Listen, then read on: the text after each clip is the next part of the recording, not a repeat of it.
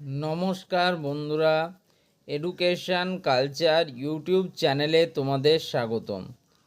তো আমি তোমাদের Swami Vivekananda merit cum means scholarship বিষয়ে কিন্তু ডিটেল ভিডিও দিচ্ছি। আজকে এই স্বামী বিবেকানন্দ স্কলারশিপের সেকশনের কিন্তু থার্ড ভিডিও আমাদের চ্যানেলে এলো। এর আগে অলরেডি কিন্তু তোমাদের দুটো ভিডিও দিয়েছি। তো দেখো, Swami Vivekananda merit cum means scholarship একটা অত্যন্ত ইম্পর্ট্যান্ট স্কলারশিপ সমস্ত ধরনের স্টুডেন্টদের ক্ষেত্রে, প্রি ম্যাট্রিক থেকে শুরু করে পোস্ট ম্যাট্রিক, এমনকি তোমরা যারা diploma, arts, commerce, technical, non technical এবং বিভিন্ন ধরনের কোর্সের সাথে যুক্ত আছো, তাদের প্রত্যেকের ক্ষেত্রে Swami Vivekananda merit cum means scholarship কিন্তু খুব অ্যাপ্লিকেবল একটা স্কলারশিপ। হ্যাঁ, তো তোমরা যারা এই Swami Vivekananda merit cum means স্কলারশিপের বিষয়ে কথা বলছো, তো তাদের বলি যে এখন তোমাদের Swami Vivekananda merit cum means স্কলারশিপের যে অফিসিয়াল ওয়েবসাইট, সেটা কিন্তু আন্ডার মেনটেন্যান্স অবস্থায় আছে। আন্ডার মেনটেন্যান্স অবস্থায় থাকার এটাই মানে যে তোমাদের কিন্তু তার উপরে যে অ্যাডভান্সমেন্টগুলো রয়েছে, অর্থাৎ 2023 সালে তোমাদের কিন্তু জেক্সপো বুকলেট এক্সামের থ্রুতে তোমরা তারপরে কিন্তু ফর্ম ফিল আপ করেছিলে এবং তার উপর ভিত্তি করে তোমাদের মার্কস পাবলিশ হয়েছিল, র্যাঙ্ক কার্ড পাবলিশ হয়েছিল এবং তার উপর ভিত্তি করে তোমরা স্বামী বিবেকানন্দ স্কলারশিপ পেয়েছিলে। তো প্রিভিয়াস ইয়ারে অর্থাৎ 2023 সালে কিছুটা আলাদা প্রসেস ছিল স্বামী বিবেকানন্দ স্কলারশিপের। 2024 সালে সেটাকে কিন্তু কিছুটা আপগ্রেড করা হবে এবং আপগ্রেড করে সেটাকে নতুনভাবে তৈরি করা হবে। তো দেখো, স্বামী বিবেকানন্দ স্কলারশিপ নিয়ে স্টুডেন্টদের মনে একটা প্রশ্ন ছিল, যেই প্রশ্নটা সলিউশনের জন্যই আজকে আমি এসেছি।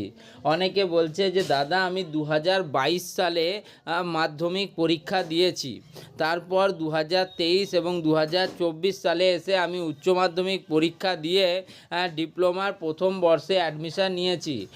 সেক্ষেত্রে কি আমি Swami Vivekananda merit cum means scholarship পাবো? এটা কিন্তু অনেক স্টুডেন্টের প্রশ্ন। দেখো, আমি তোমাদের একটা কথা বলেছি, তোমরা স্বামী বিবেকানন্দ স্কলারশিপের জন্য তখনই অ্যাপ্লিকেবেল যখন তোমাদের কিন্তু প্রিভিয়াস এক্সামিনেশনে তুমি 60% নাম্বার পাবে। দেখো, আরেকটা জিনিস আছে যেটা হয়তো আমি বলিনি তোমাদের বা বলতে ভুলে গিয়েছি, সেটা হচ্ছে যে ইয়ার গ্যাপ।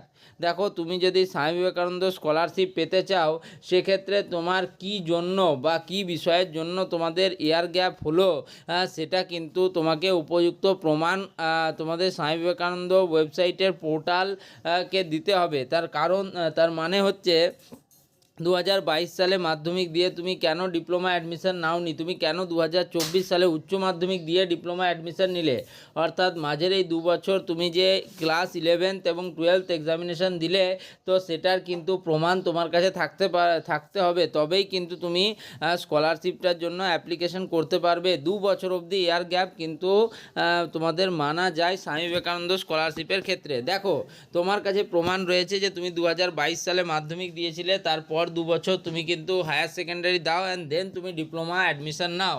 সেক্ষেত্রে এই সমস্ত স্টুডেন্টদের ক্ষেত্রে খুব বেশি একটা প্রবলেম হবে না। কিন্তু যে সমস্ত স্টুডেন্টরা ধরো 2022 সালে মাধ্যমিক পরীক্ষা দিয়েছে বাট 2023-24 কোথাও অ্যাডমিশান নাওনি, এরপর তুমি 2024 শেষে এসে তোমরা কিন্তু ডিপ্লোমা অ্যাডমিশান নিচ্ছ, সেক্ষেত্রে তোমাদের কাছে কিন্তু প্রমাণ থাকবে না যে তোমরা এই 2 বছর কী করেছো। তো সেক্ষেত্রে তাদের ক্ষেত্রে কিন্তু একটা প্রবলেম থাকবে এবং তারা কিন্তু এই স্কলারশিপে অ্যাপ্লিকেবল হবে না। তো দেখো, তোমরা অলরেডি জানো যে পলিটেকনিক বা ডিপ্লোমা স্টুডেন্টদের জন্য এলিজিবিলিটি ক্রাইটেরিয়া কি রয়েছে। সবার ক্ষেত্রে একটা এলিজিবিলিটি ক্রাইটেরিয়া কনফার্ম, সেটা হচ্ছে যে তোমাদের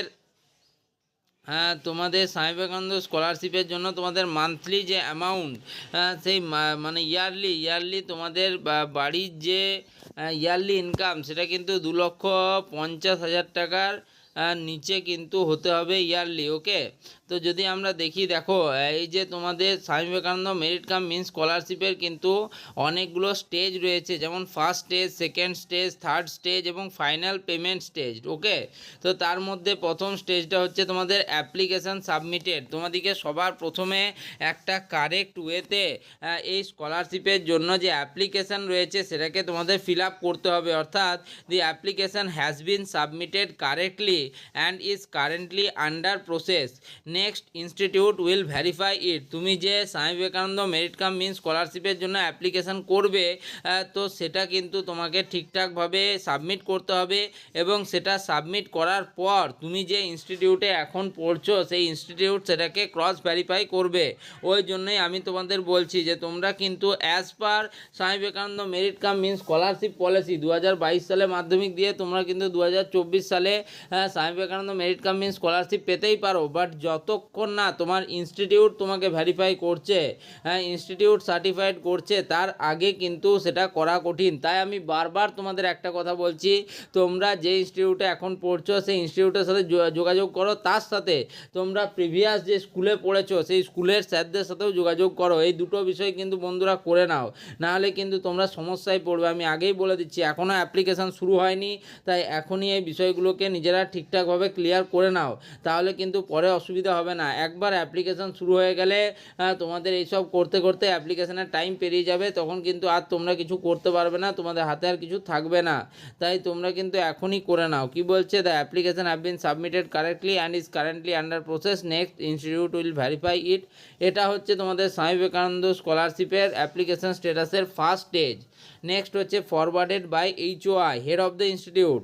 কি বলছে, the application was being reviewed by the head of the institute or the scholarship committee.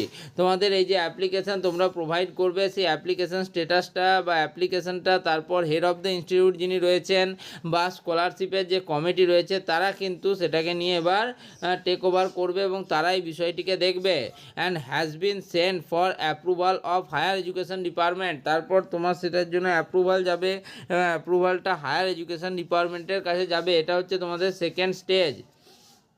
Approved, যদি তোমাদের অ্যাপ্লিকেশান অ্যাপ্রুভড হয়ে যায়, সেটা হচ্ছে তোমাদের third stage, the application has bin approved.